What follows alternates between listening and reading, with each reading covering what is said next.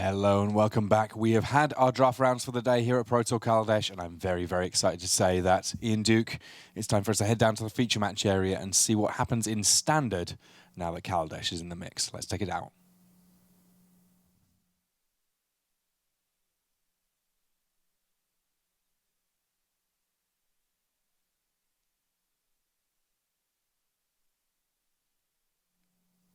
Hello and welcome to this round 4 here at Pro Tour Kaladesh. We've had our draft rounds, and now Ian Duke, we can get a chance to see what people have brought to the constructed stages of this tournament. Kaladesh appears to have had a relatively big impact on constructed, and we're going to be kicking things off with 2 very high-level pros, so I'm sure we'll have great decks in front of them. We're going to start things off with Martin Muller. Now, Martin, there you see him from Denmark. He is part of the World Magic Cup winning team from a couple of years back. He's had a good deal of success himself on Team Eureka. There you can see him in a Haruya t-shirt. And his opponent, well, he's a Hall of Famer known for his playing of control decks. And control is not something that we really heard Luis Scott Vargas talking about in terms of what he saw as being a big part of this metagame. I'm going to be interested to see whether or not Shota Yasooka, probably, arguably the best control player in the world, whether or not he's been able to find a way of making it work. So we can see there a glint-nest crane coming along for Martin Muller. That's going to let him try and find an artifact. And with the word Colossus in his deck name, you know for sure there's going to be plenty of artifacts in there, even though in that instance it was a swing and a miss. Meanwhile, the card drawing from Shota Yasooka, a straightforward anticipate. He's playing with a few cards that are a little bit older than what we might have seen in Kaladesh. So a little attack there from Martin Muller with the crane, but that's really not what his deck's about. With the Colossus that's referred to here, that's Metalwork Colossus, Ian, and Metalwork Colossus is just gigantic. Yeah, this is an 11-mana, 10/10 creature that costs less for each non-creature artifact you have on the battlefield. So what we're going to see out of Martin Muller here is just, in the early turns, just kind of playing a bunch of dirtily artifacts. You can see here a Woodweaver's Puzzle Knot, getting some energy, getting some life, getting a non-creature artifact onto the battlefield. And he's just going to build up his board state until all of a sudden he can start playing undercosted Metalwork Colossuses and sacrificing Sanctums of Ugin to get even more Metalwork Colossuses, or eventually an Elder Deep Fiend to tap down any blockers that might be there. Now, it's worth noting that this particular deck, it's not trying to do some of the really big energy things that we see from some lists in terms of Aetherworks Marvel. This is going a little bit of a different direction. It's more focusing on the Colossus.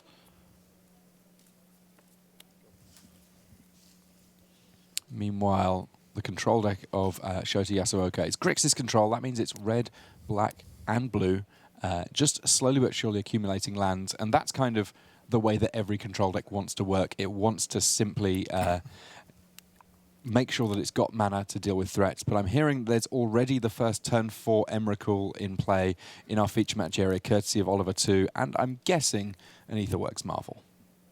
I would also imagine that's the case. So let's take a look at Shota's hand here to give you a glimpse of the kind of deck he's playing here. We can see, topping things off, Torrential Gearhulk, a really important card in his deck, allowing him to flash back, as it were, any of the instants that he's cast so far in the game. So Transgress the Mind gets rid of 1 copy of Metalwork Colossus. A lot of Kaladesh cards involved here. Torrential Gearhulk, going to be a big one soon enough. Lets him flash back an instant while being a 5/6 body. Ceremonious Rejection in the main deck, though. That's a very interesting one, Ian. Yeah, and it certainly speaks to what's going on in the format here. Clearly Shota must be anticipating a lot of these new artifacts from Kaladesh showing up here. Keeping in mind, Ceremonious Rejection counters not only an artifact, but actually any colored spell. So it's also useful against big Eldrazi, even Elder Deep Fiend, things of that nature. Yeah, colorless spells, beware, Shota Yasooka is prepared. Deadlock tracked the play here for Martin Muller, so that's a nice way of him utilizing his energy. He's going to be able to tap down big threats that are coming from Shota Yasooka's side of things. And he's got a lot of energy to work with already, and that, in fact, was enough to meet a Ceremonious Rejection from Yasooka, safe in the knowledge that he's now up to 6 mana, and that means that, yes, he will be able to sometime fairly soon be casting his Torrential Gearhulk, yet another big card from Kaladesh.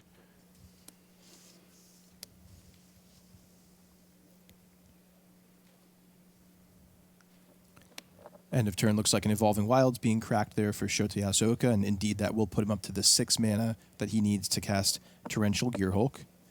We'll likely see him keeping that up, acting sort of as a counterspell for anything Martin might play. Yeah, Yasuoka not too worried about the amount of damage he's taking from that Glint Nest Crane. It's not the big worry here. The big worry is, well, the gigantic creatures that Mueller might be able to deploy. Prophetic Prism, that will fix Martin Mueller's mana as if it wasn't already looking good enough, drawing him a card in the process also.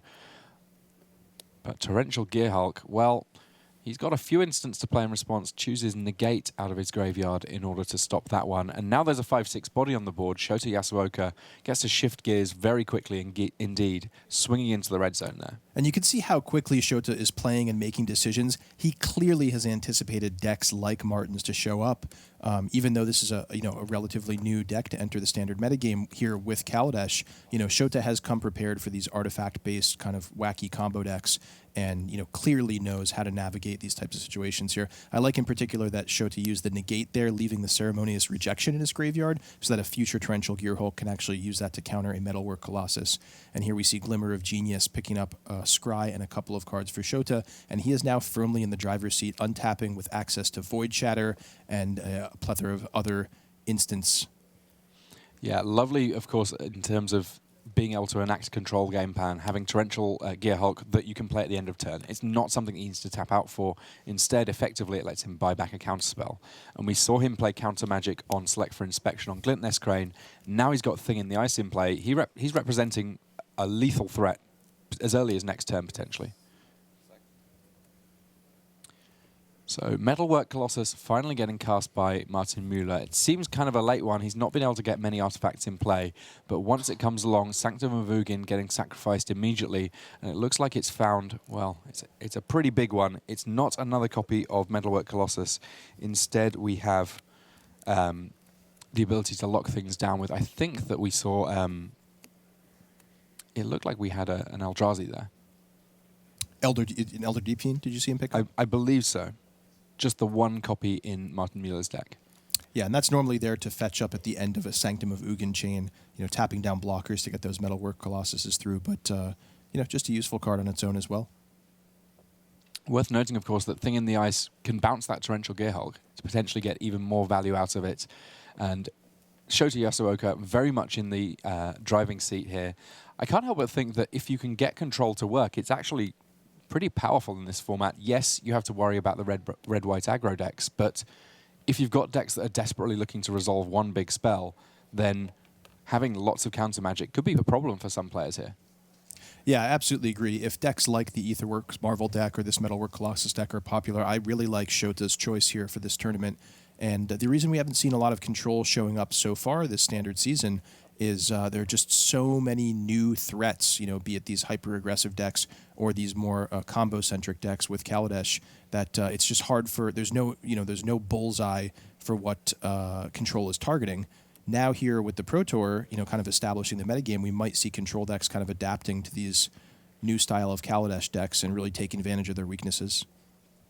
Worth noting that there's plenty of matches going on in our feature match area. Matt Sperling's won his first game against Josh Utter-Layton. It actually took Oliver 2 a little bit of time to win in spite of getting his Aetherworks Marvel going very, very early indeed. But he has already found himself up a game, and he is up against Mark Tobayash. But Martin Muller on single digits now and has to be concerned about what's going on here. A whole host of answers in hand for Shota Yasooka, and he's willing to play instants to transform that Thing in the Ice, and that enough to take game one. Wow. Loving what's going on from Shota Yasooka's deck, and really interested to see how things potentially going to change after sideboarding. But before that, these messages. Put what you've learned from watching the Pro Tour into action next weekend at Game Day. Test your skills and your new standard deck at a store near you. Top finishers are awarded special Game Day prizes, including full art premium promo cards and a champion playmat for the winner. Kaladesh is now available on Magic Duels. Build endless deck combinations with more than 1,000 unique cards. Play through hours of story with 50 campaign missions. Play Magic Duels free today on Xbox One, Steam, iPad, and iPhone. Hello and welcome back to this round 4 here at Pro Tour Kaladesh. I'm Tim Willoughby, joined by R&D member Ian Duke, and somehow or other it's worked out that the match that's still in Game 1 is between the two aggro decks that are here in the feature match area, those being Jelga Vigejma and Li Shiqian's vehicles decks. We've got red-white vehicles on the left of our screen, and then kind of a Mardu vehicles deck on the right-hand side, a little bit more mana going on, but take a look at this board. There's an awful lot going on. Smuggler's Copters on both sides. Is Dapala going to be the difference here? Yeah, it absolutely can be. It is very, very relevant that the creatures that can enhance your vehicles can really break open these Smuggler's Copter mirrors, as we like to think of them. And it looks like both players, fairly low on life total. Looks like a race situation shaping up here. But Jelger's board looking a little bit stronger to me. Thraben Inspector looking innocuous on this board, but actually it's kind of great in the red-white vehicles deck. It represents both an artifact from the clue, which helps the likes of Toolcraft Exemplar, and a creature that can jump in a copter. So I kind of like where Jelga's at here, even though he is a little bit down on life. Meanwhile, we've got big attacks coming from Li Shiqian here that has Jelga getting even lower. He's just got to figure out whether or not he's going to be able to block. He's already used up a Gideon in order to get that Knight Ally token into play.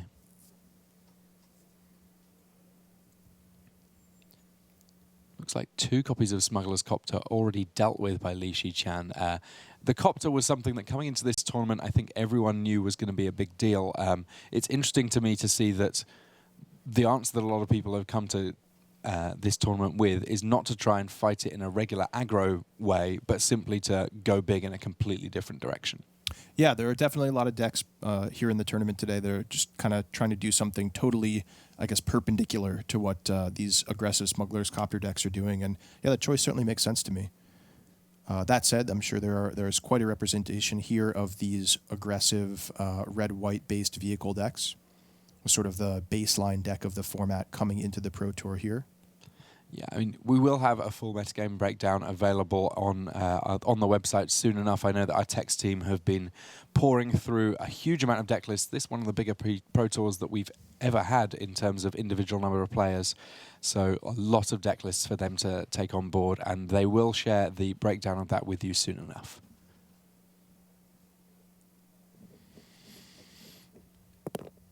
So Vigejma, the Dutch pro, just figuring out exactly what he wants to do here.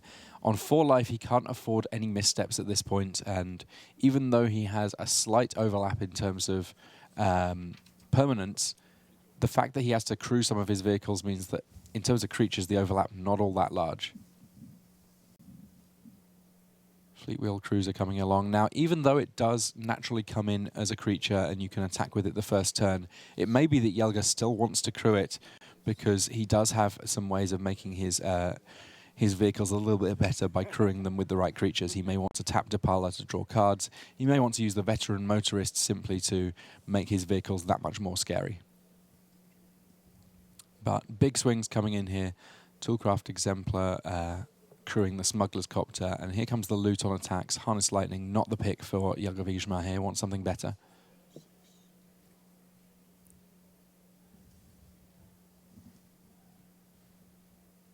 Sorry, that was the Thraben Inspector crewing, so the a few extra creatures coming into the red zone here.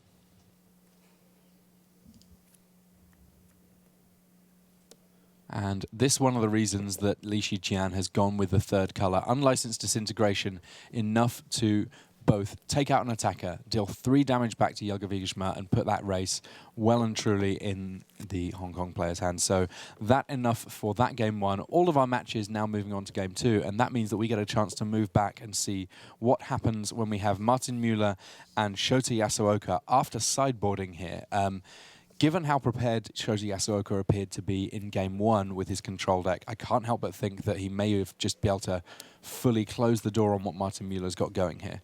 I'm not sure that Mueller would necessarily have expected a lot of control in this metagame.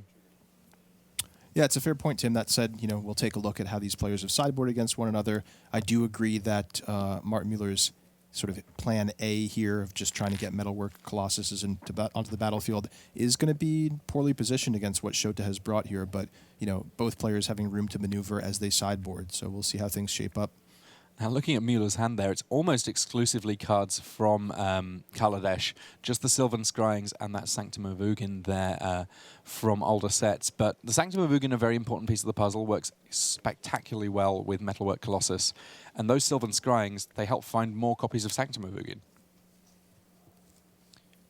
Deadlock Trap there coming down. It's, in some respects, important simply because it's an artifact in play. While Shota's deck doesn't have as many creatures to tap down as all that, just as a 3-mana artifact, what it will do, even before it starts tapping anything, is reducing the cost of any copies of Deadwork Colossus, or Metalwork Colossus that Martin Muller plays.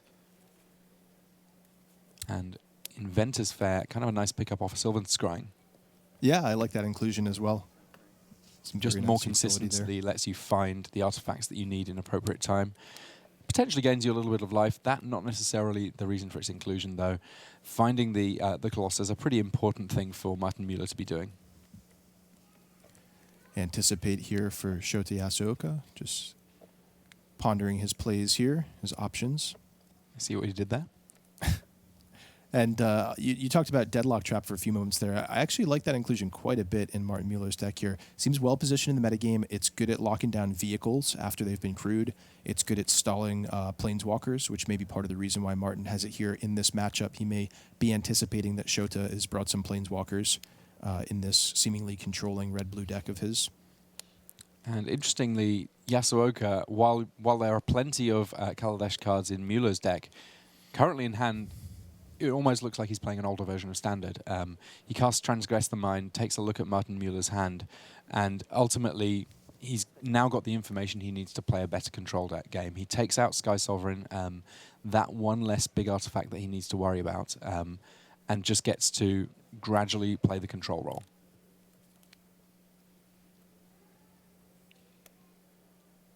Another copy of Sylvan Scrying there for Martin Muller, so he gets to search for any land at all. It's not just basics, and that's pretty important in a deck that actually only runs 8 basics in total, but a number of utility lands.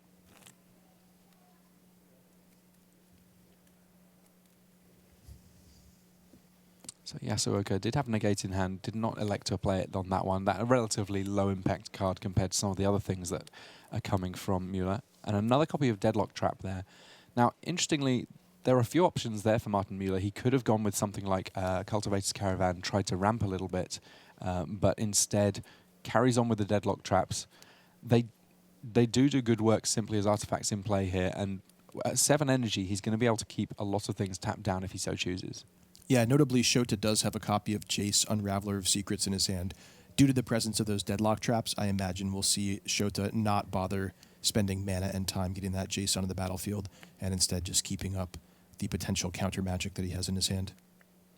Yeah, the Deadlock Trap, one of the storytelling cards within Kaladesh, and actually Inventor's Fair also. So Martin Muller sort of gradually piecing together his own story here with the cards, and in better shape this game than he was last, but every time that Shota Yasooka passes with mana up, he at least threatens to stop whatever the best plan is from the young Dane.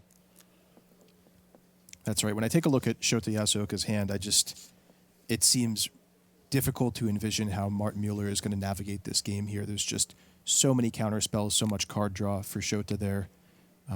Things, looking really good, I'd say, for Shota, given how things have played out so far.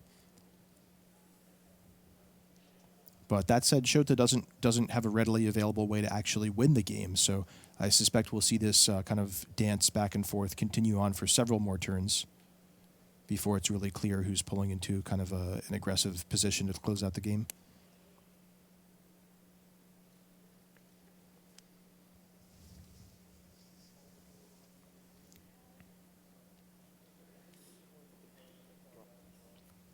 Yasuoka there with the pump fake on whether or not he wanted to counter a Prophetic Prism. Drawing extra cards is obviously the sort of thing that you don't want your opponents to be doing too much of. Cultivator's Caravan, now the follow-up for Martin Muller. And this one, we're now at a point where a Colossus would be able to deal with pretty much everything, because if the Caravan's in play, it represents 3 cost of artifacts, reducing the cost of Metalwork Colossus. It also taps for mana of any color, so effectively reducing the cost of the Colossus by 4.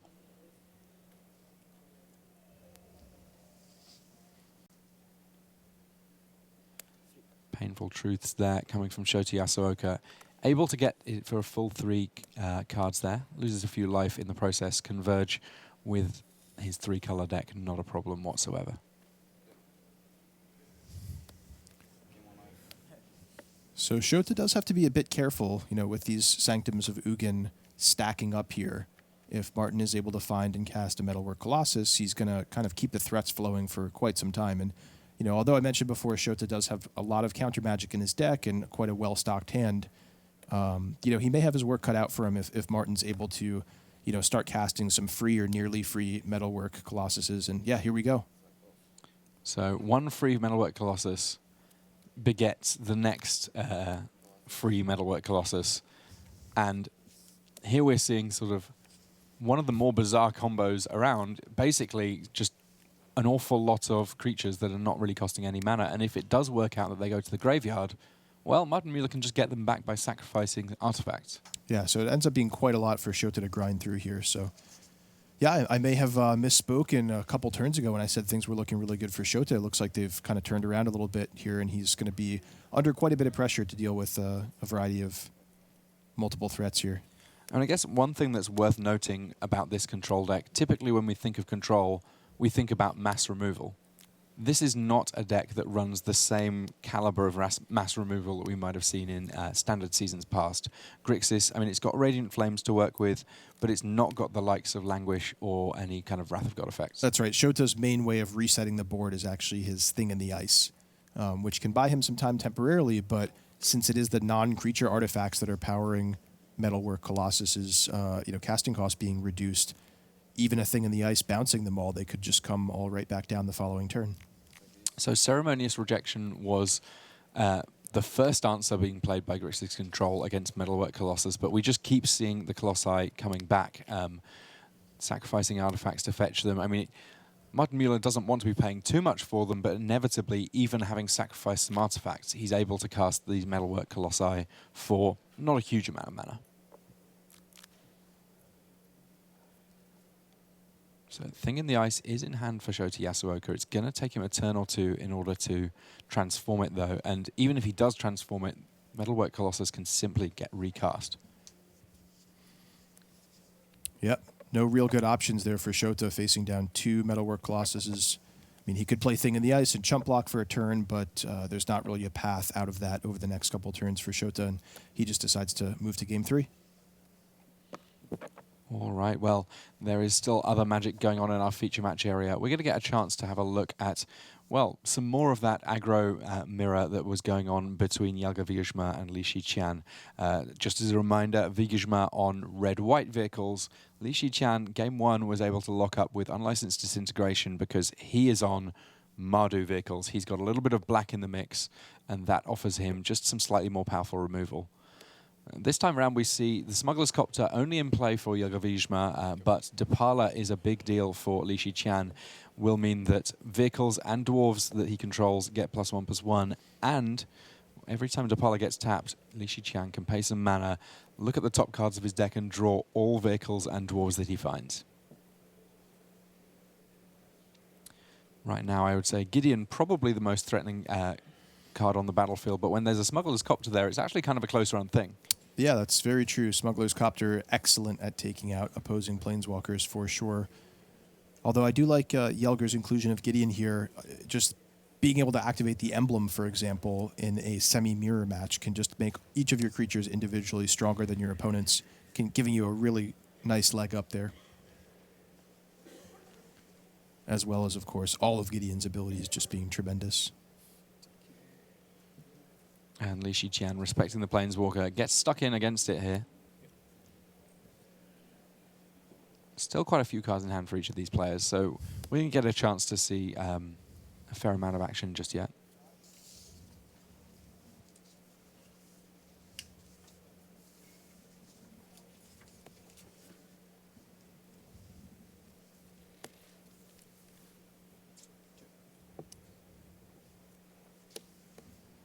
And just a 2-point payment with here with a Depala attack, and reveals 1 vehicle, so that's kind of a hit.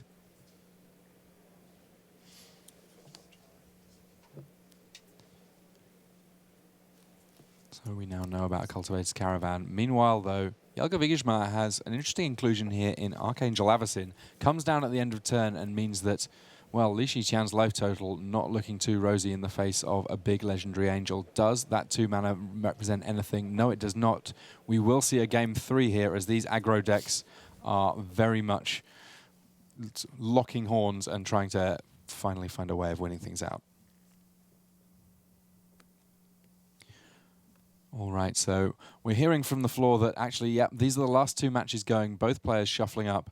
I think that it looks like on our main table between Martin Muller and Yasuoka, we will be able to get to that one first. But I'm hearing that Matt Sperling was able to work his way through, get the victory against Josh Utter-Layton. We will potentially get a chance to see some more of him soon enough, advancing to 3-1. So Yasuoka on the play here. How important do you think being on the play is in this sort of a matchup? It looks like these decks not necessarily getting loads done in the first 2 or 3 turns. Yeah, I don't think that being on the play is that essential in this matchup. Just kind of give the character of things. As we saw last game, I think Martin Muller's main game plan is to get multiple Sanctums of Ugin onto the battlefield and then try to trigger them and just kind of overwhelm Shota with more than one Metalwork Colossus at a time. And that's not really a race game. I think Martin is happy taking his time developing his board, getting plenty of non-creature artifacts on the battlefield, cycling away his prophetic prisms, that kind of thing. And, you know, as we've seen, Shota can't really present that quick of a clock necessarily. I mean, there are options here if he's able to transform a thing in the ice pretty quickly or get a Torrential Gear Hulk going. You know, he could definitely end the game, but it's not going to be a race type situation. I mean, it's interesting that we talk about speed when it comes to Magic because Shota Yasooka, one of the faster players around, and it looks like Martin Muller trying to keep pace with him here as he plays a Hedron Archive. That a significant player in terms of reducing the cost of Metalwork Colossus. But in the meantime, Yasuoka has already played 2 spells, an unlicensed, a Painful Truths and a Ceremonious Rejection to stop Deadlock Trap. So his thing in the ice really quite quickly could prove a lethal threat here.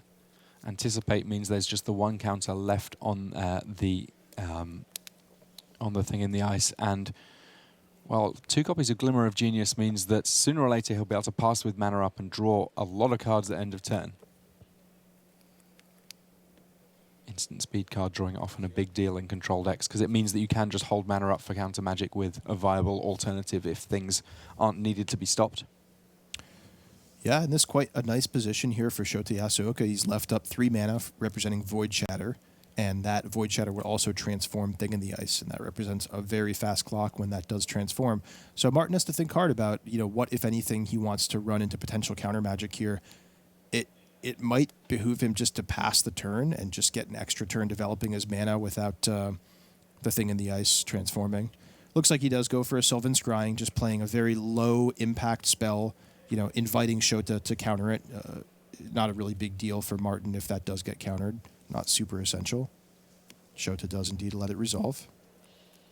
I guess the tough thing with Sylvan Scrying is that you know that it has the potential to be fetching either Inventor's Fair to find more threats or Sanctum of Ugin to find more threats. So it's more of a threat than it might seem in many matchups.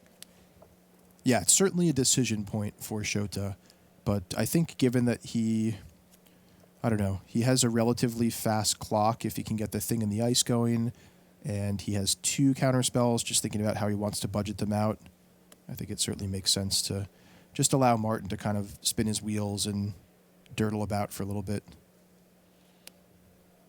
Yasuoka, he's got removal, he's got counter magic, he's got card drawing. He's basically got everything that a control deck could ever want, and looks on as another copy of Hedron Archive comes, and that's enough to prompt Void Shatter, exiles the artifact, transforms the Thing in the Ice. Now he has a clock and immediately gets stuck in. Martin Muller's going to have to get something going quickly, and that may prove problematic given what we know is going on in Shota Yasuoka's hand. Yeah, and it looks to me like Shota actually has a Wandering Fumarole as well. Is that right? I believe so. So this will be a lethal attack next turn. Oh, I'm sorry. No, I've miscounted. It's actually only 11 points represented next turn. So Shota would need to combine that with some sort of burn spell as well to finish things off. But in any case, Shota in a pretty good position here, just able to sit back on the Awoken Horror there and back it up with counter magic. So the ball certainly in Martin's court to do something right now.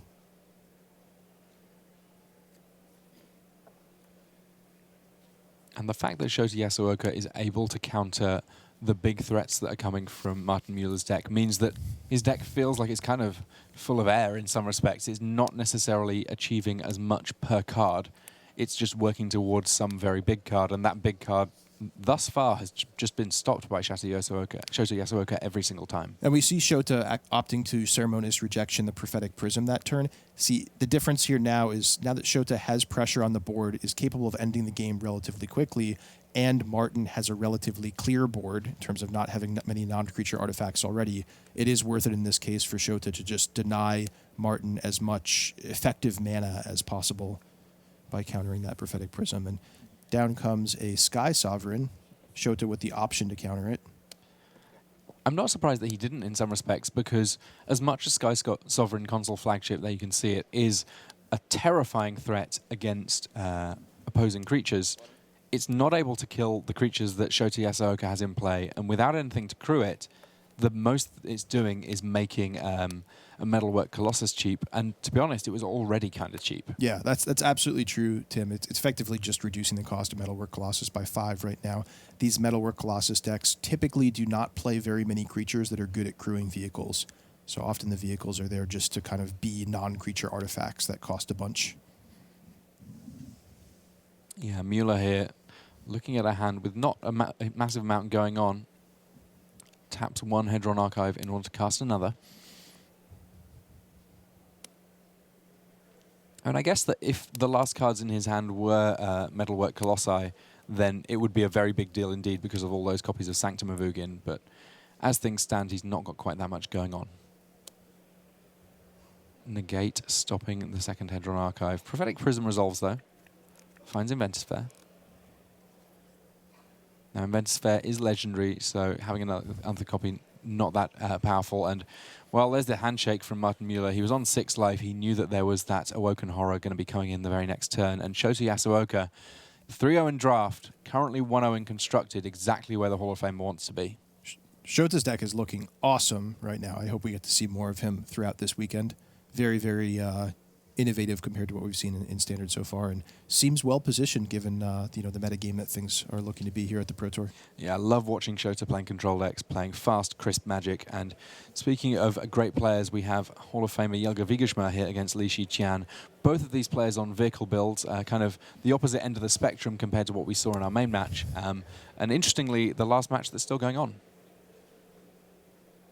There we see all of the details for Wiegersma. Made the Hall of Fame in 2008, and having played 64 Pro Tours, 5 top 8s, including a top 8 here in Hawaii actually a few years back. But has to look on here as Unlicensed Disintegration deals a huge amount of damage both to his board and indeed to his life total. Li Shiqian very much in the driving seat, if you'll excuse the vernacular here in this deciding game. Galvanic Bombardment, killing off a Toolcraft Exemplar, but not a great deal of action going on here from Wiegersma beyond that removal spell.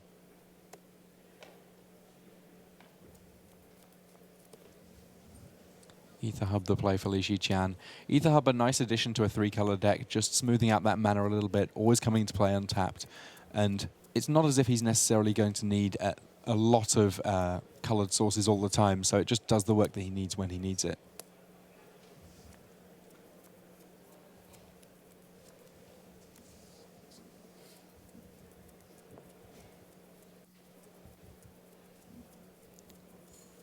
And Jelger looking to be in quite a tight spot here on the defensive here. He does have those 2 copies of Declaration in stone, but if they're only dealing with one comparatively small threat, it's hard to say that they feel good enough. Pia Nala may prove a slightly more tenacious option.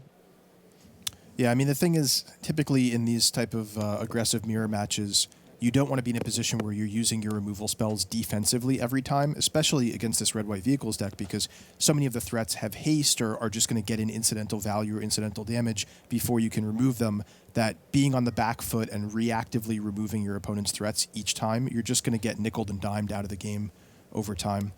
And that looks to be kind of the situation that we're seeing right here. Now, that said, this game certainly isn't over. Looks like Yelger will have another turn to untap here and could present something powerful. We did see, cards like Archangel Avacyn in the previous game that are just very, very powerful and capable of turning a game around on their own. I do like the look of this Scrap Heap Scrounger from Li Chan. It means that against most removal, he has a slightly more tenacious threat. Obviously, Declaration in Stone does mean it's not going to be coming back. Once it's exiled, it's not going to be coming back from anywhere. But normally a powerful threat, and just a 3-2 for 2 is already a great rate that you're working with. Pia Nala, then a follow-up play for Jelger Vigeshma. He's got plenty of artifacts to pump. Already had one Thopter in play, now has a couple, and he can sacrifice them to make creatures unable to block. But more importantly, he's got more creatures in play that he's going to be able to pump with that 2-mana ability from Pia. And Li Tian with quite a low impact turn there, just sacrificing a clue and leaving mana up to sacrifice another one, adds only a Thraben Inspector as board presence. So things could be turning around a little bit here for Jelger. Bear in mind, of course, at just 5 life, Jelger has to be afraid of things like Fleetwheel Cruiser. Needle Spire's getting stuck in here, and that kind of a good sign for Jelger. It means that he feels like he is going to be able to get some damage in spite of being down on life. Li Qian cracking a clue, but having not much else to do, and finally taking a little bit of damage here. He was basically entirely unfettered by attacks from Jelger Vigeshma until that turn, but now drops to 12, and while he did draw a Veteran Motorist, he's going to have to hope that it looks like he has drawn another spell as well on top, so he may be able to pull this back together, but that was a rough turn for him here, and Veteran Motorist Scry 2 is going to be kind of an important piece of this puzzle. Scrying doesn't naturally feel like something that I would immediately expect for the vehicle deck. How did it come to be on this Veteran mode? Yeah, I agree. It's a bit of a weird fit, especially since we usually associate scrying with blue cards. But these days, scry is an evergreen mechanic. It can go in all colors and in any set. And the reason it's on that card is actually to help you find your vehicles if you're playing a heavy vehicle deck, because, of course, you don't want to jam your deck completely full with vehicles, whether it's limited or constructed, to the point where you're just kind of flooding out on them. And so the Veteran Motorist can help find vehicles to pair itself with. Excellent stuff. Glad to hear about that one. And Scry 2 to me feels almost like drawing a card. So certainly no limit to the value coming from the Veteran Motorist. Smuggler's Copter, a fine thing for the Motorist to jump into. There we see it. The 3-3 for 2. I've heard it described as it's a bit like Jace, only with hexproof, and when it loots, you get to bolt your opponent. That description originally coming from Dr. Frank Carsten, who is playing this weekend. We may get a chance to see him in the feature match area at some point. But right now, well, it's the big threat that we saw close out Game 2. Jelger Vigeshma has that Archangel Avacyn and a 4-4 flyer. Well, it's a big threat. The interesting thing is that this time around, Veteran Motorist plus Smuggler's Copter means it's not just a slam dunk in terms of turning this game around.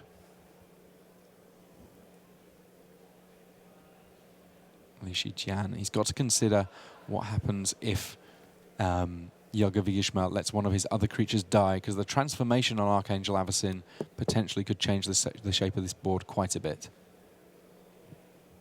Ideally, he doesn't really want it to transform at a point where it's going to be able to deal with too much of his stuff, but at this point, he's not got many cards in hand. He's just got to very carefully navigate the next few turns. Well, Depala, a big draw there for Jelger Vigeshma. It's very straightforward for him to now potentially rebuild, because if Depala gets tapped, well, he can pay X, and he's got a lot of lands to work with. For each mana that he spends, he's going to be able to dig a little bit deeper in his deck, looking for dwarves and for vehicles.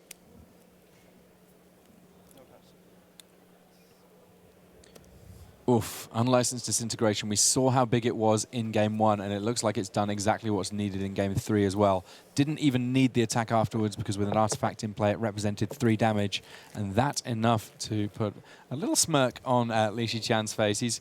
While he's playing, he's a pretty intense guy, but occasionally we see little bursts of emotion from him at the point that he does emerge victorious, and he has emerged victorious quite a bit in the last few years over at the Pro Tour.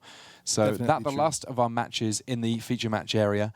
So we'll head back here. But I tell you what, Ian, this has been a great round. I've seen a lot of things that I like in this standard format. I mean, I think that we all knew that red-white vehicles was going to be a big deal. We've heard some rumblings about these Aetherwork Marvels that hopefully we'll be able to get on camera soon, but Shota Yasooka's deck, I think that's going to be one. There's going to be a lot of people suddenly thinking, I thought that I had all of these good matchups. There might be a few different things to worry about. We'll find out in the following rounds. But for now, let's head back to the news desk.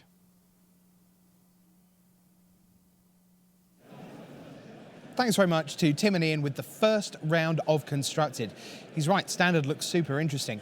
Now, I can't give everything away in terms of the metagame, but one thing that Luis Scott Vargas said before that round was that red-white vehicles was the deck that everyone knew about and would have a plan for or to play, and that black-green decks were potentially positioned to prey on those by being just a little bit bigger, a little bit slower, a little bit more reliable. It looks like red-white vehicles is not the deck of choice here at the Pro Tour. A relatively few number of players. I mean, it's still plenty. Remember, we've got 500 players here, close to that. So there are, of course, red-white decks out in the field, but not in big numbers. It is not one of the major archetypes. So more on that developing story as we go along through Standard. Well, out on the floor, Brian David Marshall's been wading through the hundreds of players who are still going, because of course everyone gets to play all of day one. And he's with Matteo Moresi. Now, Matteo is twice a Grand Prix finalist, London 2015, Stockholm 2016. He had a very solid start to his Pro Tour career when he went 10-6 at Battle for Zendikar. How's he doing now? Here it is, second go-round at the Pro Tour. Let's find out in the company of Brian David Marshall. Thanks, Rich. I'm here with Matteo Moresi, playing in his second Pro Tour. You're 4-0 today. Yes, it's going well for now. So 3-0 your draft. You get to play Standard. Tell us what deck you're playing in Standard. I am playing Marvel combo deck with just 4 artifacts, the green one, and we play the 2 mana sorcery that you scry 5 and can put what you want in the graveyard and the other on top. That I think that is really good in this deck. Okay, and then obviously playing Aetherworks Marvel. Sure, obviously, it's the only card of the deck. It's all about Marvel. So it's all about Marvel, so it's got to be pretty bad for you when you cast an Aetherworks Marvel and your opponent spell quells it. Yes, for sure, especially in the game 1, Spell Queller is the worst card to play versus, because normally I don't think that there are a lot of control decks, so game 1 is okay, but Spell Queller is a nightmare. So you got spell quelled in the game, and so that means you lost that game? Yes, I won the game.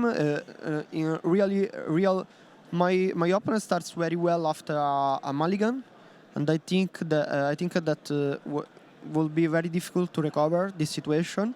But I played Marvel on turn 4 with 6 energy and his Spell Queller, but I was able next start to recover because I have 2 the red sorcery that you discard 2 draw 3. So I Cathartic Reunion? Yes, and I saw another Marvel, and this time he have no Spell Queller, and I was also lucky after to hit. So you play a second Aetherworks Marvel, Yes. and you hit Ulamog off of it, which then what happens? I hit the Ulamog, and I exiled the lens that gave him the blue mana, because I was afraid about the I don't remember the name, the 2/3 that bounce your creature. Yeah, Reflector Mage. Reflector Mage, sure. So I wished to. It was okay. So even though you get spell quelled, you're able to recover. You're able to win the game with Ulamog, Yes. and now you sit here at 4-0, playing in just your second Pro Tour. Tell us about how you prepared for the event. I prepared with my Italian friends. We make the team with other English player, and one of my best friends that is Marco Camillucci, is world player champion, and is a really good player. And we worked together on the deck. All right, so there you have it. Matteo is 4-0, playing in his second Pro Tour. He's got Aetherworks Marvel. It's one of the breakout cards here at Pro Tour Kaladesh. Italy, country on the rise in Magic. Matteo hoping to be one of the future stars of the game here at Pro Tour Kaladesh. Sending it back to Rich at the news desk. Thanks very much, BDM. Great stuff there. And just the command of English from these players for whom English is not their native language. Hats off. That's just phenomenal job. I'm always at a loss when so many players from around the world can talk to us and to you at home in a language not fundamentally their own. Just great stuff. We really appreciate it. So well done to Matteo Moresi, 4-0. Plenty of other players 4-0. By our reckoning, around about 25 to 28 players should be 4-0 by the end of this round. Eric Froelich in the Hall of Fame, he's 4-0. So is Kenji Samura from the Hall of Fame. This year's Hall of Famer, Owen Turtenwald, is 4-0. Result just come in, Ralph Levy is 4-0 from France.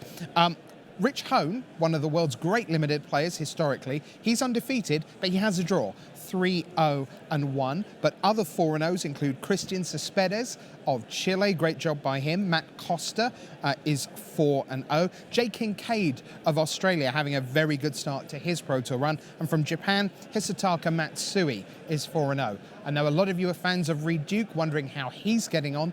He's at 4-0. And Travis Wu, again, lots of you at home rooting for Travis.